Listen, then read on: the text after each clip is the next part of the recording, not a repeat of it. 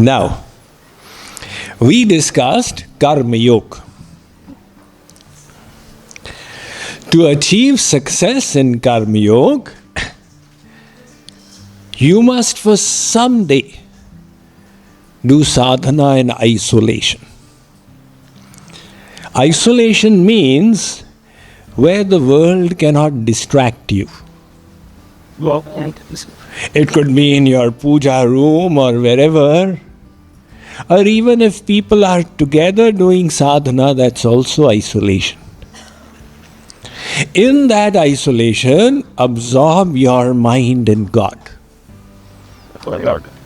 Just as milk, if it is put into water, it is unable to retain its original undiluted identity.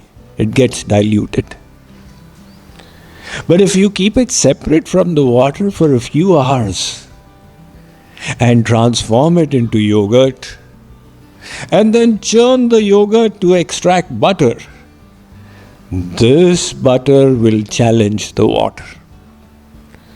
Mr. Water, I'll sit on your head and float, you can't do anything to me. As long as I was milk, you would dilute me. So the transformation was done separate from the water.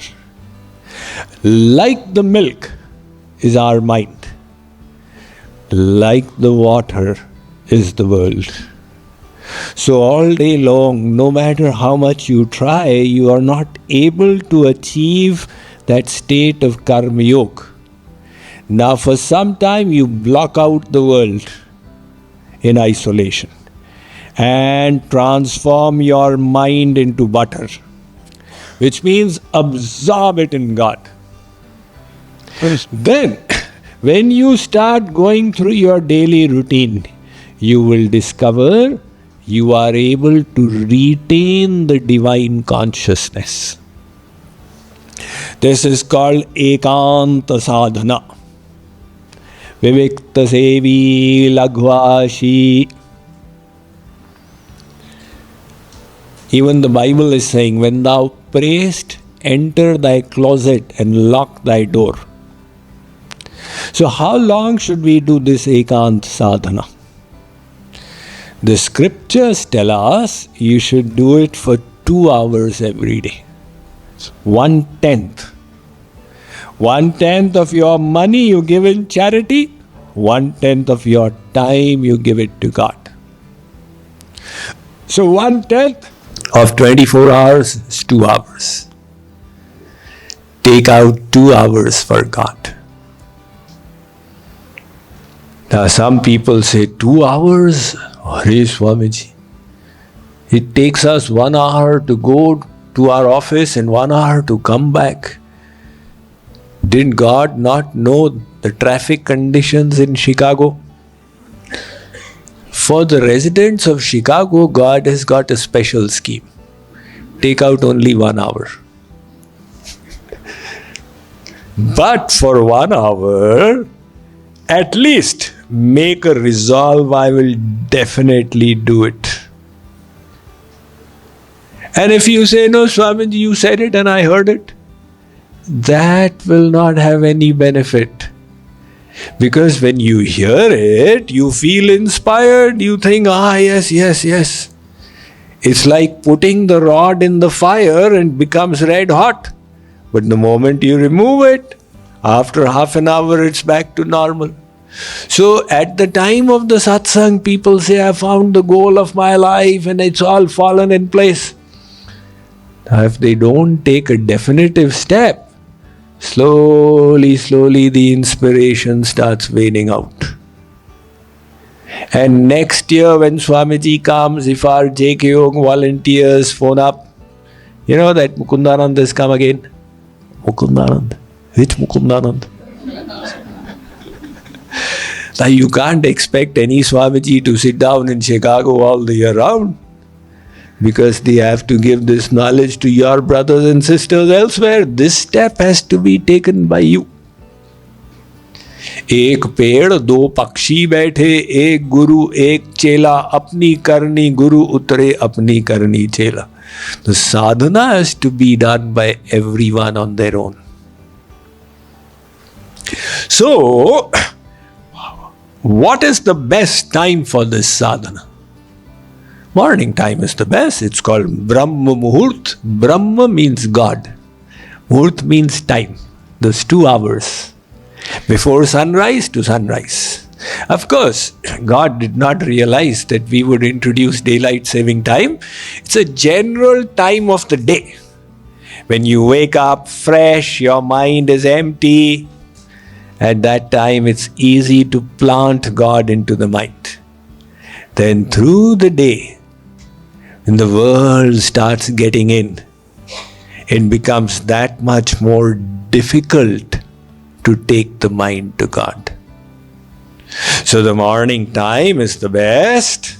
Fresh mind, undisturbed atmosphere, clean environment. But if you say, I'm busy in the morning, never mind, some other time of the day, or you split it up, half morning, half afternoon, or evening, whatever. Set up your timetable based on your need and requirement. Now when you sit for sadhana, what to do? Remember, the main point is the mind.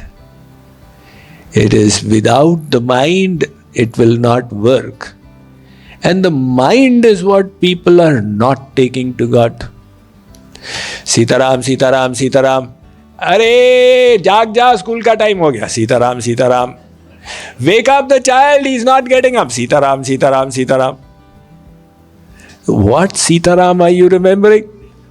Are you remembering your neighbor Sitaram Das or your servant Ramu, or what are you doing? If you are remembering God, then bring God in front of you. So until we attach the mind to God, it is only a physical drill. We can do the arti also, Jai Jagadish Hare. And the mind is thinking, my chappals are outside, I hope nobody has taken them. God says, this will not work. Man eva manushyanam karanam bandha mokshayo. So now how will you take the mind to God? Many people say, Swamiji, this is the tough one. Everything else is easy. Bhajan, kirtan. Taking the mind is difficult. Some people go one step further. They say, Swamiji, when we do our worldly works, the mind stays in focus. And when we sit for bhakti in the morning or our puja, at that time the mind starts rotating in the world. Such thoughts come that were not coming all day long. Now note what is happening. When you were doing your worldly work, the mind was focused. And when you started doing your bhakti, the mind is out of control. Does it happen like that? Little bit. Why? The reason is, in your worldly work, you engage the mind. And when you started doing your bhakti, you were just doing it with the body, chandan lagao, aisa karo, and the mind is empty. Mind says, give me some work to do. Otherwise, I'll find it myself. Idle mind is a devil's workshop. So you have to give your mind the work. And what is the work? This is the Rupa Dhyana that I teach. How to do meditation? First of all, bring the image of God in front of you. However you wish, any form that you identify with, bring the image in front. Now your mind has got a basis to rest upon. Of course, the saints were in such a state that the image of God was in their eyes, and wherever they looked, they saw the form of their Ishtadev. Hence Hanuman said, Siya Ramamay Saba Jagajani Karo Pranam Jori Jugapani. And the gopis say, Jit Dekhu Tit Shamamayi Hai. Wherever we look, we see Sri Krishna. That was the state of Siddhi. You have to start off as a sadhak, which means stabilize your mind on the image of God in one place. Now, contemplate upon his virtues. He is like this, he is like that, he's the ocean of knowledge, grace, bliss. Because the mind is attracted to qualities. Wherever you see qualities, you get drawn. Oh, such a nice guy. Oh, so kind-hearted. Oh, so beautiful. Now the mind is pulled, and God is the ocean of qualities. So why is the mind not getting pulled to God? We have not thought of them. There's a deficiency of vitamin C. Chintan, contemplation. You have to contemplate the qualities of God. And then contemplate your relationship with Him. He is mine, I am His. And likewise, you want to withdraw the mind from the world. So start off from here. I am the soul, not the body. The world is not mine. Bring these thoughts to yourself. And you can even serve God in the mind. All the puja that you are doing, you can do it in your mind as well. This is called manasi puja. So the manasi puja, like you know what NASA does when they need to put an astronaut in space? They have a simulator. They simulate the environment. Good practice. Zero gravity environment. Likewise, when you meet God, you will serve Him. So God says you can simulate it all in your mind. Here is Sri Krishna, I am meeting Him, I am pressing His feet, I am fanning Him. This is the Manasi Seva. This will grow your love so rapidly. You just try it out and see. Because there is no restriction. If you have to worship your deity now, you want to offer a diamond necklace. Arey Baba, in these days of recession, how will I get diamond necklace? But in your mind, you bring the Kohinoor Hira and offer that necklace. Once one trader, he listened to Swamiji's lecture. And he came to know you can do Manasi Puja. So he was a kanjus, miser.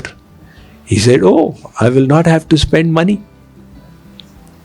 So next morning he sat down and he brought Sri Krishna in front of him and brought the Ganga Jal, Yamuna Jal, all the sacred rivers and started bathing Sri Krishna, then dressed him, then fed him. 1 hour went by. And he enjoyed so much. Now imagine his love is increasing by the minute. So he said, this is so nice. He'll do it tomorrow. So it started doing it every day. A year went by. And the whole dhyan became enlivened. He's feeling as if it's all happening before him. The reel starts off. One day he was making kheer. You know, sweet rice made in milk. Paisam. So he was making the kheer and he was seasoning it. He added some kesar, some saffron, some pista, etc., elaichi. But it seemed to him that all the saffron has fallen in. Now, saffron is so expensive, every strand costs money. And he was a kanju, so even in the dhyan, that nature is remaining. He said, oh my God. So in his meditation, he started taking out the saffron. I will reuse this tomorrow. Sri Krishna was noting. And he said, let me give him the fruit. So Sri Krishna manifested and actually caught hold of his hand. So his divine reverie broke and he saw Gopalji is right here.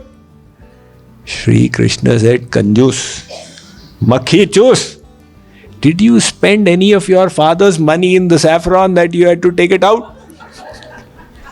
But that of course is a joke. But this is the Manasi Seva. And then In this way, you keep on absorbing your mind in God. And as a helper, if you wish, you take some kirtan. So kirtan is what? Then now it becomes threefold. You're chanting with the mouth, and you're hearing with the ear, and you're meditating with the mind. So kirtan has all got all the prayers written by the saints, the names of God, virtues of God, leelas of God. So you sing those kirtans and hear them, and the main thing is the smaran, the remembering with the mind. This is called Tridha Bhakti. In all the scriptures, this is exalted above anything else in this age of Kali.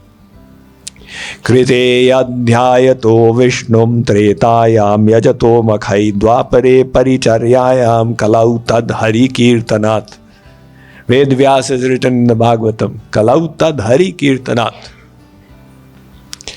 Ehi kali kalan sadhan duja yoga yagya japa tapa vrata puja rama hi sumeriya. Remember him. Gaiya rama hi, sing his glories. Santata suniya rama guna grama hi. Threefold. Chant here, remember. So when you keep doing this, you can then, after some time, try another kind of meditation. That's Viraha Dhyan. In that you keep the image of your Lord in front, but the sentiment changes. When will you give me Pratyaksh Darshan? When will you actually manifest and reveal yourself to me? This longing to see God, longing to receive love for God. And since I don't have it, it means I'm not yet eligible. This humbleness. And with humbleness, you cry out for His grace. So this crying out for the grace of God, for His love, for His darshan, this is called Viraha Dhyan. It is extremely powerful. But if you do it for some time, the mind will get tired. Then you shift again to Milan Dhyan. He is there with me. Then again shift to contemplation. Then again shift. So in Bhakti, you can keep moving your mind in the Naam, Roop, Leela, Gun, Dham, Sant of Bhagavan. In this way, the mind goes on getting purified, and the more your mind is purified, the more your spiritual power enhances, and everything comes under control. Greed, desire, hatred, envy, anxiety, whole perspective changes. So now the 14th golden rule is to practice sadhana on a daily basis.